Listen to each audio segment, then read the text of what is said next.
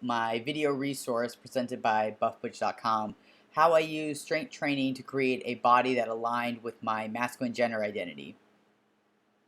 As masculine center folks, we are constantly at war with the standards of normative society. Who we can love, how we look, how we identify and move through this world. Our community is constantly engaged in breaking free from and challenging the mainstream. From performance to art, music, fashion, poetry, and writing. But what about shaping a narrative for our physical bodies? How do you craft an image that outwardly projects your internal gender identities? That's where I come in.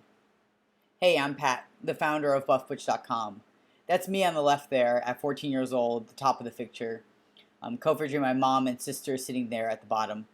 Confused and miserable, I was totally unaware I was suffering from gender dysphoria. As a coping mechanism, I decided to start working out so I could present in a way that more aligned with my developing masculine gender identity. So I started boxing, and I got pretty good at it. But I wasn't 100% satisfied with the way my body presented through boxing alone. What I ultimately wanted to change in my body, slimmer hips, wider shoulders, more defined arms, needed to be accomplished through other training methods. So I started learning more about weightlifting and strength training from coaches and had my big aha moment. It was intentional, scientifically based training that helped me solve my problems. Through a structured weightlifting program, I've been able to create the body I wanted. If you're looking to gain control over your body like I did, I want to help you. In this resource, I want to teach you what I know about strength training so you can implement a gender-affirming program of your own. I'm going to give you the rundown on the hows and whys of a practical but efficient strength training program so you'll really know what you're doing next time you go to the gym. Today we're going to go over proper exercise selection, training frequency, volume, rest time, training session length, and the most overlooked aspect of a successful training program. Let's start it off with exercise selection. Not all exercises are created equal. Multi-joint, compound movements get priority in a workout. Accessory movements come secondary. So what exactly are compound movements? These require multiple muscles to perform, making them more efficient and balanced. They develop greater overall strength. You don't want muscle that's only for show, right? And they allow you to use more weight, which promotes greater muscle growth. So what compound movements should you use? My personal favorites are, and pretty much the staples of any good training program, are squats, deadlifts and Romanian deadlifts, presses, rows, push-ups, chin-ups, pull-ups, lunges, thrusts, which look a little comical but are really an important part of your training program, and dips. So what are accessory exercise movements? These come after performing compound movements in your routine. They help improve smaller muscle groups, either for aesthetic or for assisting bigger lifts. My personal favorite accessory exercises are lateral raises, bicep curls, shrugs, lat pull down, leg extension, and bodyweight variants such as squats done with higher reps and for different rest times. You don't have to live in the gym to see results. 3 to 4 days of lifting is enough to see a positive change in your body. Try to allow for days off in between lifting to allow your body to recover. You can perform cardio during this time if you really need to do something. So the volume, how many sets and reps? Well, first let's start off exactly what are reps. These are the number of times you perform an exercise before stopping. And sets are how many times you repeat a set number of reps. So for example, if you are doing 3 sets of 8 reps of squats, you'll perform 8 squats, rest, and that'll be 1 set. Perform another 8 squats and rest. There'll be 2 sets, and then perform a final 3rd set of 8 squats, and that'll be a complete workout for the squats at least.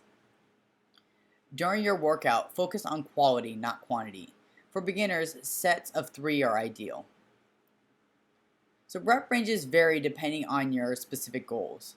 The 1 to 4 range are best for pure strength gains. These should be included periodically in more experienced lifters' training routines, but they are not for beginners. There's a higher injury risk due to the heavy weight that you'll be lifting, especially as you're still learning how to do those movements properly.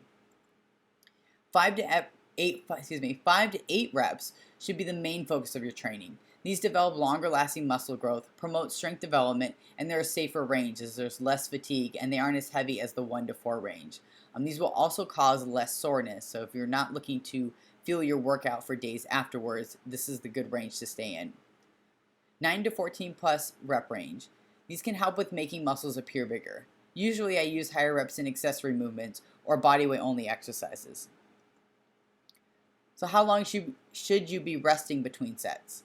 This depends on a few different variables, such as the exercise being used, your experience, and the outcome you want from training. If you're lifting really heavy, you're going to need longer to rest to recover.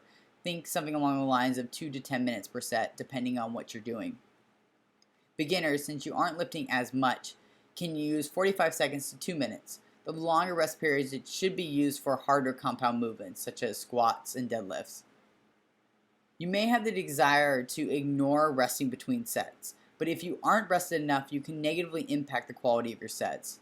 Rule of thumb, don't be out of breath when starting a set. So training session length. Again, less is more. You don't need to do marathon workouts that leave you destroyed when you train. 45 to 60 minutes, including your warm-up and cool-down, is ideal for beginners. Sometimes less if you've been inactive for a long period of time. This specific time is the greatest for growth hormone secretion. Longer can actually damage your recovery. The bonus advantage is if you're having a hard time committing to a training routine, you'll have an easier time getting to the gym if you know it will only take an hour or less. Last but not least, this most overlooked part of a good program is recovery.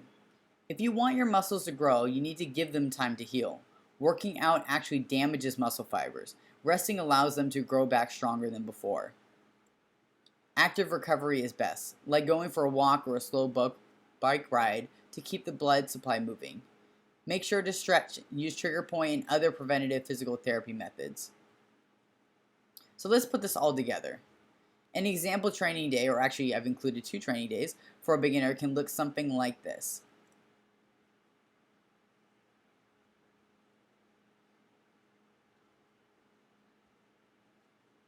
Simple, practical, and efficient. That should be enough to get you started lifting at the gym.